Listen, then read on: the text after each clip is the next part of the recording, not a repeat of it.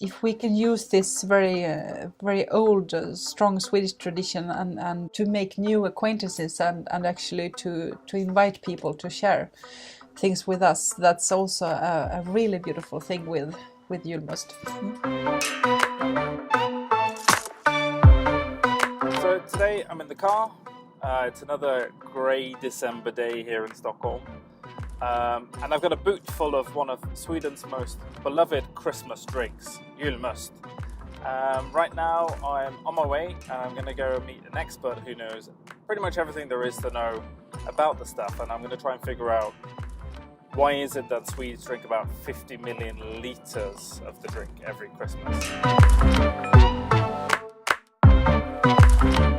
I'm here at Stockholm University and I've come to meet Anna Carlstedt. Now Anna quite literally wrote the book on Julmust, so I've come to speak to her today to see if I can learn more about this mysterious Swedish Christmas drink.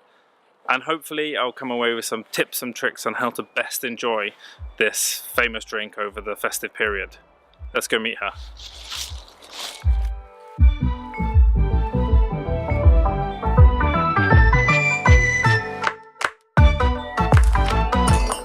Very much for taking the time. Before we get into the questions and we learn a little bit more about Julmust, I have a bit of a question to settle. Since I've been drinking Julmust in Sweden, I've noticed somewhat of a rivalry between two of the main brands of Julmust. So I actually used Twitter in the last week and asked people who drink Julmust, do you drink Apothekernes Julmust or Nygårda Julmust? Oh, that's interesting. Between the two. The result I got was, I think, around 60%, or at least a majority of people said they preferred Apothekernes Julmust. But today I'm going to give you the chance to choose. If you could choose between Apothekernes or Nygårda, which would be your favourite? It's very difficult for me to choose between the two of them. Okay, we're going to start by tasting one of them. Okay. Anyway, so I'm going to show you sure. what I have with me. Yeah. If you could taste one of these two today, which one would you prefer? Well, actually I'm very fond of, like I mentioned, the varieties that they have come up with. That's Nygårda, and they have this kind of vintage touch to it, that they have made it on, what do you say in English? That you have put them in special barrels? Yes, so this one I believe is in an oak barrel. Exactly, yeah. And I'm very fond of that actually, that it gives a more old-fashioned taste, I think. So okay, so let's start that. with this one. Sure. Yeah.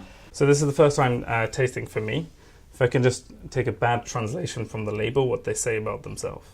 For this particular bottle, they say it's a 6-month matured with a taste and character from oak barrels, as we said. Actually, for people watching this overseas who maybe don't have much access to a lot of Julmust. So the Julmust, if you can call it that they sell in IKEA around the world. Yeah. A lot of people have said that Nygårda is the closest to how that tastes. Okay. I'm not sure if they're allowed to call it Julmust, and maybe we can get into that, but people have told me that's what it tastes most like. So cheers. Cheers. It has a very nice scent to it as well. Spicy, not too sweet, I think. Compared to Apothekernes, which I've tasted before, it's really not quite as sweet. Apothekernes is perhaps a bit sweeter and kind of... this is perhaps a more gained taste, I don't know. An acquired taste. An acquired taste, thank you, I think so. Now I'm working at the University of Stockholm as director of the program for people becoming teachers. But I write as a hobby, and in 2014-15 when I became the president of the Swedish Red Cross, it was a very tense times, as you know, with the whole refugee situation and so on. And I felt that no, my next book, I just wanted to write about something that was really nice, that made people happy, made people come together. And I thought, is there a book on Julmust? And I found no, there is no book on Julmust. And I found that strange, because it's a very important part of our Christmas traditions, and also since the Swedish people is passionate in love with Julmust, I thought we need a book about Julmust. So I thought, okay, let's try to do this. So So we have a copy of the book so here. yeah, so that's when we came up with a result called Julmust: History, Secrets, and Hype. Yeah. Yeah. So this was really a teamwork. Yeah. And it's a great book. I can highly recommend it if you can read Swedish. It has a mixture of really great stories in there and background, but also a lot of great archive images of Julmust labels from it's very beautifully made, I have to say. Perhaps a tough question, but one that I've been asked by many non-Swedes before, or people that have never visited Sweden. If you had to describe the taste of Julmust to somebody who has never tasted it before, how would you describe it? Well, first of all Julmust is alcohol-free, and I think that's a very important aspect of Julmust as well. That it's really for everybody, and if you can't use anything with sugar in it, there's also a sugar-free variety of Julmust. And the taste, I would say that it's kind of old-fashioned and quite mild, but it's spicy but mild, I would say. A lot of spices in it, probably an acquired taste. Compared to other soft drinks, it's a bit special. And I would say actually an exotic taste, because you have a lot of spices that you don't really find perhaps originally in Sweden, and that's very typical, I think, also for Sweden, that we, especially around Christmas, that we love these old exotic spices like saffron or cinnamon, or how do you say kryddnejlika in English? Cloves? Yes, exactly, yes. And ginger, we love gingerbread and so on.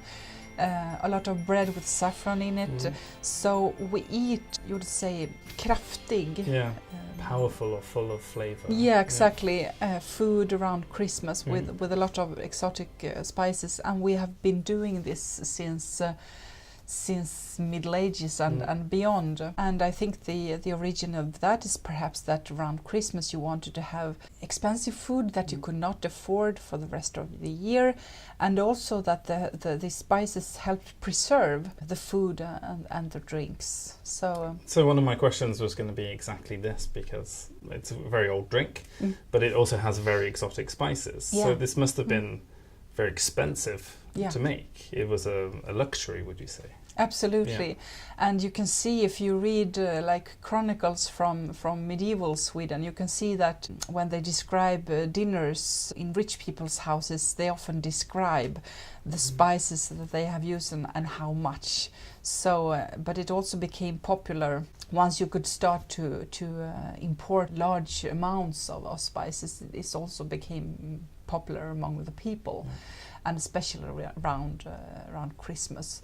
And also, since Julmust has this quite powerful taste, it also goes very well with this powerful heavy food that we like eating around Christmas. So it also goes well with the food, you could say. It's interesting because you were saying that it's non-alcoholic and it's a drink for everybody, but on the other side, it's also something that is quite complex and something children might not necessarily enjoy. Do children in Sweden drink Julmust? They do, absolutely, yes. They like it a lot. Julmust is very much liked by all ages. So we're going to continue the tasting journey here. Yeah. Like we said, it's exotic, but all of these drinks are now exotic for me because the drinks that we have here today, I've not tasted any of them before. Could you tell us a little bit more about this drink? Because I think you can say a lot more. Yes, this one is made in my hometown by a small brewery called Soinach, and I really like the taste. It's very full of character, and I also like the bottle. It's a bigger bottle, so it's very nice to share this bottle with a couple of people. And a very nice glass bottle with a Z of the brewery signage at the bottle as well. So. So I've not tasted this before, but Yeah. before I do, I'm going to tell you again with a bad translation of the label what they say about themselves. They say it's been a favourite at many Christmas tables, thanks to its plump and mature taste. Yeah, that's a nice description. I think that it's mature. Cheers.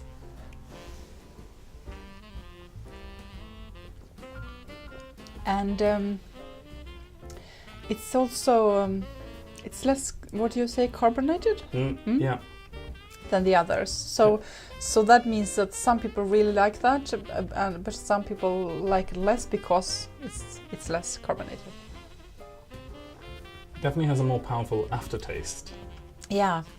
Almost coffee. Yeah, and a tasting. bit licorice perhaps. Yeah. Which is interesting because I don't really smell that so much, but the more I drink it, the more it leaves this taste. And I think it comes very, very well with food. Also because it's less carbonated. Yeah, maybe. Why not? Why not? Yeah. Could you tell us a little bit of how it all started? The story of Julmust is a bit special because it's one family making almost all of the concentrate syrup. Actually, it's one company, one family delivering like 98 or 99% of all this concentrated syrup to all the breweries all over Sweden. Still today? Still today. Wow. So for now it's the seventh generation of this family still carrying out this company. So there are a lot of breweries making Julmust. You can't protect like the trademark. Anyone can start to make Julmust. So there are like 30, 40 breweries in Sweden making Julmust, but all of them are buying their syrup from this company.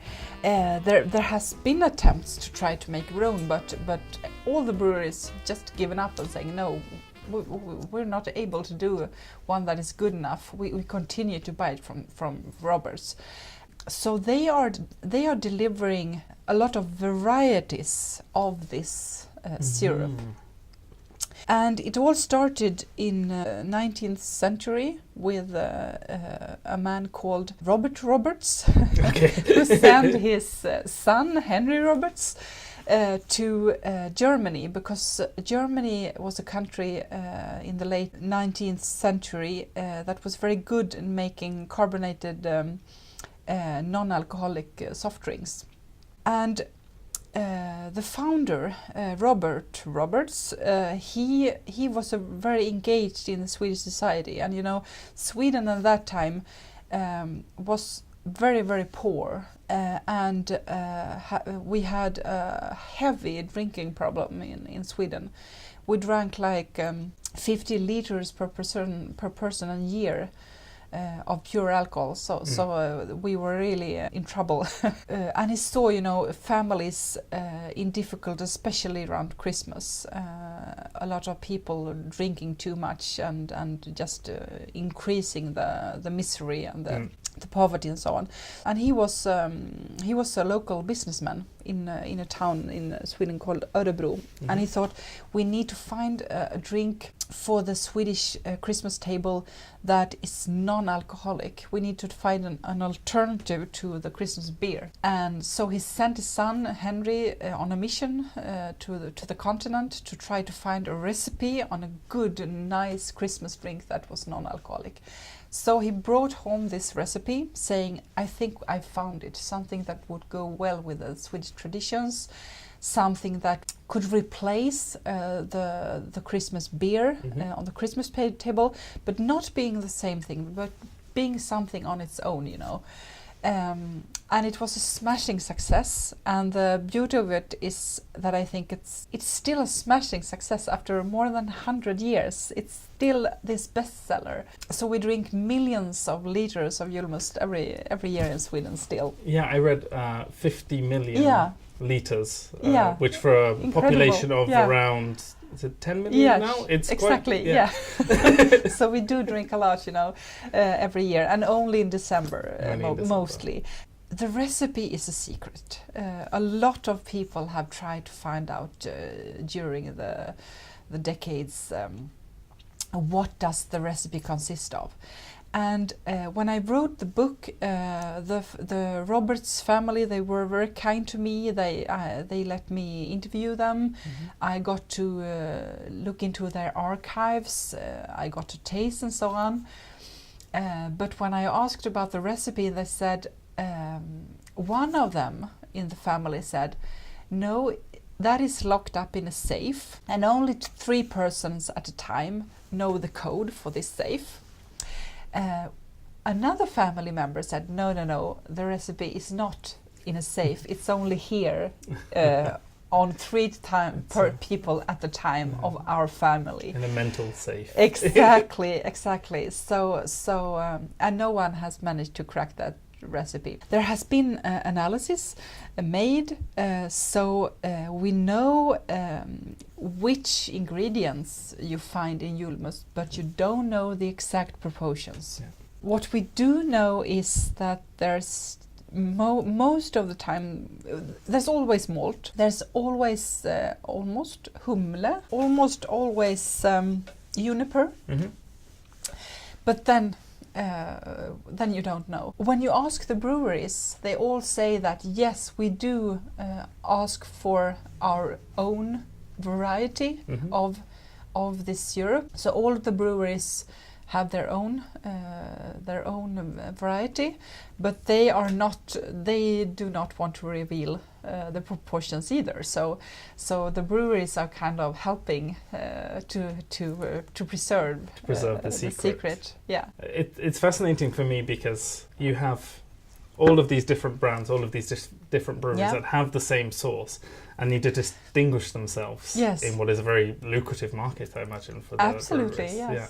Maybe that's a good cue, actually. We can now taste another Julmust. Yeah, sure. Yeah. Here I have Julmust from Mora. Yes. Yeah. Is it something you've tasted before? Yes, I have. That's a very small label. And it's really nice that all the Julmust we're drinking today actually come in a glass bottle. Yes. That the taste is actually marked by a little bit by plastic, but also that the carbonate is disappearing through the plastic. Yeah. So purists think that it should be glass bottle. Yeah. Like you said, they're a small brewery, small family-owned brewery that works so that old Swedish flavors live on. Okay. We produce handmade and use old recipes.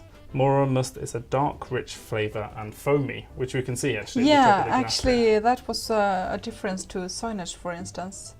Again, not so carbonated. No, but very nice with the foam, and there you have almost like I don't know. It's much more of a subtle aftertaste. Yes. Like from lemons or oranges or something like that, and quite sweet, I think. Definitely, definitely sweeter than others that we've tried. If you talk to the Roberts family, they describe how, especially Coca-Cola, have really tried to gain some market shares, to benchmark themselves against Julmust. And you can see the huge amount of money spent by Coca-Cola in Sweden each year trying to make people drink Coca-Cola for Christmas instead of Julmust, and that's impossible. And Coca-Cola, they have tried to buy the company, Roberts, this small family company, and they have refused. They have apparently been offered an obscene amount of money for the company, but they have refused. And Coca-Cola, they have also made an attempt to make their own Julmust label called Bjäre for some years ago, but that actually failed. So yeah, it's fascinating because it's this great tale of international giant corporation not being able to to take out this small family competition. Exactly. And I mean, Coca-Cola is so associated with Christmas in many countries, and the story of now the typical Santa Claus that we would see in the UK or America is coloured red because of Coca-Cola. Yes, exactly. So and you see these commercials where Santa Claus is coming in this huge Coca-Cola trailers, but they haven't made it here. No. Yeah, it's a wonderful story. You mentioned earlier that in some places you can buy Julmust at different times of the year. Yeah. Now, many people might have heard you can also buy påskmust, which is an Easter must. Yeah. I've always just understood that it is a Easter label put on a Julmust bottle. Is this the case? Actually, I find that very amusing because when I wrote the book, I talked to a lot of breweries asking them, is there a difference between Christmas Julmust and the Easter must? And some breweries that no difference. We just put a different label on it, like you said. Yeah. But some breweries said no. There's a huge difference, very important. And I said, okay, in what does this difference consist? And then they refused to answer. They said that is a secret. If I think of my local supermarket, for instance, I see that after Christmas there's still a lot of Julmust left on the shelves, and it gets cheaper and cheaper and cheaper. And the moment all of the Julmust disappears, the påskmust appears on the shelf. So we need to get rid of one stock so we can sell the other.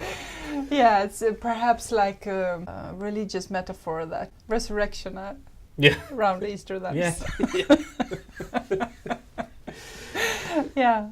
We've already tasted quite a lot of Julmust today. If I may, I just have one more that I would like to taste before I go. And we were speaking briefly before we turned the cameras on, and this is actually a Julmust that you don't think you've tried before, or a must at least, from Eskilstuna. No, actually, I haven't seen that before. Interestingly, you can see that it's very much branded as a Swedish project. Blue and yellow, of course I didn't make this connection, but they call it must instead of a Julmust, but it's also only sold at Christmas. And, but not so Christmassy, so perhaps they want to label it as something you could have all year round. Yeah, so that's right. And I don't know if this is like a new one or...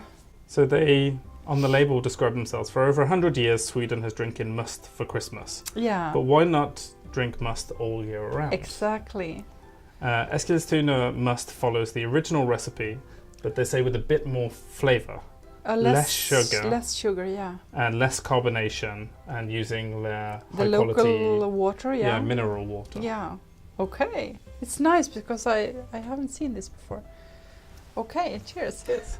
I actually think this is very nice, but there is a taste reminding of beer. Yeah, a little bit, yeah. Yeah. And it's just to confirm it is 0.0%. Yeah. So it's definitely not beer, but... But there is something reminding me of alcohol-free beer. I think this would be nice to food as well. You can definitely taste, they talk about their good local mineral water, and you can feel that it has that refreshingness. Yeah. It is quite... I don't want to say watery in a bad sense, but it's quite refreshing. Yeah. That was a nice surprise. So then, one final question, perhaps the hardest question of all. Which is your most favourite of Julmust? Well, actually, I have participated in some blind tests of Julmust, and that was a bit embarrassing because I always say Soinach from my hometown, but in the blind tests it has been Nygårda that we tasted, the one that had been matured on oak barrels. Yeah. So, but for me, Soinach it's this whole experience, you know. For Christmas, we go up north to stay with my father in a small red and white cottage in the woods of the northern parts of Sweden, and he stores Soinach in his cellar, so they are cold. And to have this first, you know, and he makes the Christmas ham, so to have this first loaf of bread with his homemade Christmas ham and a glass of Soinach from that glass bottle, that is an extremely happy and comforting experience. So for me, it would be very strange to change for another trademark, even though the blind test showed me something else. So I think this is something interesting we've touched on here, that I think many Swedes might also say that it's not so much about the taste, but it's sometimes about the memories that they associate with drinking them as a child, sitting with family or in a particular place. So yes. That's really important. I think that the person who wrote the introduction for the book, Edvard Blom, who's he's quite a personality and famous in Sweden for his knowledge and his presentations on food. Livet på en pinne, göra vardag till en fest. Ta varje liten chans du får och njut. And he talks about this, how important it is that this taste is linked to a lot of memories, childhood memories, and also that it's Julmust has this safe and nice connotations to it. And also thinking about your project, I know that there is a lot of people coming from other cultures, from all over the world. I have friends from the Middle East, for instance, and from Northern Africa and so on, who really they recognize the spices in Julmust and think it's very nice. So it's Julmust can also be a way of sharing a little bit of a strong Swedish tradition with the new Swedes, and I think that's if we can use this very old strong Swedish tradition and to make new acquaintances and actually to invite people to share things with us, that's also a really beautiful thing with Julmust. Well, I think that's a very nice note to end on. I'd just say thank you so much again for your time. Thank you. I hope you have a good Christmas period with lots of Julmust. Thank you so much. Yeah, and thanks again. And good luck with becoming a Swedish citizen. Yeah, thank you. I have some time and some tasks left to go. So there you have it, a verdict straight from the expert's mouth. If you can get your hands on it, this Christmas you should be drinking nothing but Zöjnert's Julmust. Thanks again for Anna for taking the time to speak with me here this morning at Stockholm University. If you read Swedish, I can highly recommend that you buy her book on Julmust. It's not only got some great stories and background in there, it's got some really great archive images of Julmust labels. I'll link it in the description below. If this is your first time watching Becoming Swedish, please don't forget to subscribe. I'm going to be working my way through 72 tasks that have been set over the coming years to qualify me to become a real Swede. I now also have a Facebook page. I'll link it in the description below, where you can follow some behind the scenes images, and I'll be putting shout outs to Swedes to come on this adventure with me. So, see you next time.